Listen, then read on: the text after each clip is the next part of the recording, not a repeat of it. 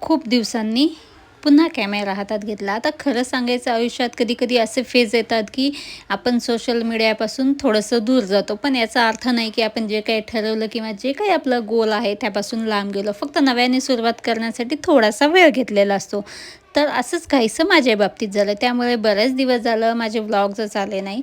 पण या काही दिवसात खूप काही घडलं. खूप काही घडलं म्हणण्यापेक्षा मनाची पण अशी स्थिती नव्हती, की मी व्लॉग बनवू किंवा कॅमेरा उचलून शूटिंग वगैरे करू. पण ह्यामध्ये बऱ्याचशा आनंदाच्या गोष्टी घडल्या. जसं की सुट्ट्या लागल्या होत्या त्यामुळे मी माहेरी गेले, सासरी गेले, परत पुण्याला आले, मुंबईला गेले आणि मग नंतर होता अधिक महिना. सो माझ्या नंदेचं धोंडे जेवण पण होतं, ते पण छान केलं. पण मी हे प्रत्येक मोमेंट कॅप्चर केले आणि याच दिवशीमध्ये रिद्धूचा पण बड्डे झाला होता. तो पण छान सेलिब्रेट केला. सो हे सगळं मोमेंट ह्या व्हिडिओमध्ये आहेच.